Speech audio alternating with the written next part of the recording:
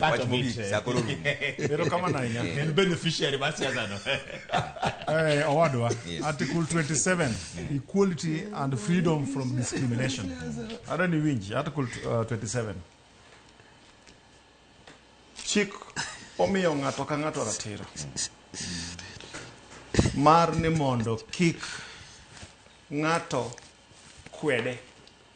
Mar ignisingi mar ni samoro gin groups moyie mobedo gi nying moro kaka nying mowacho cha iluongo nani youth for youth kata bunge la wananchi Article 127 is very clear.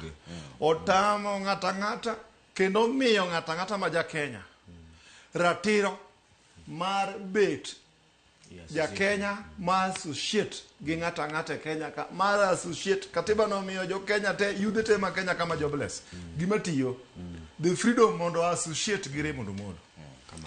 Mano mi akwayo gimuolo ni kwaye number 1 Joluo wabedu tolerant. Sani na ng'iyo aneno ka jotendwa moko kanitie lapse, of course lapses are going to be there.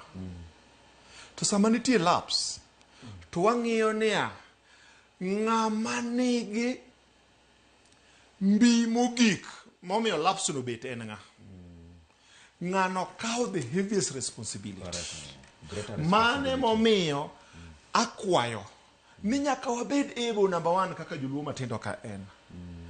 Let us not to misinform the population. Kama nitie gima rach to wachiwo solutions. Kwa ng'iyo mos to waneno king'iyo dhoudi mamoko kaka kore team ma Sifuna nitie cha. Ting'iyo mos Sifuna cha.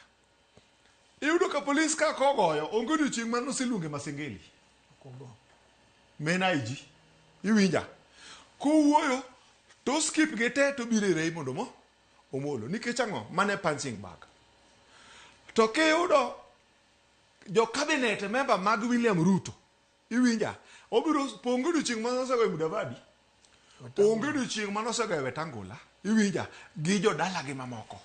To kibiro mos tiyudo kogo manambadi to onyono piyo wanda gi Raymond Omolo.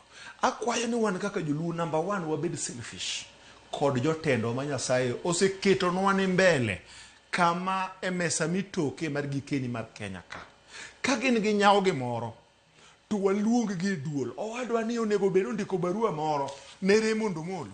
To koni an kaka wuod Luo tan activist nitiere penjo moko mowadwa ni mondi clearnwa. Bwanyalo bet kodi mondi nyiswa neya ni to gik miwachogi. What is your position?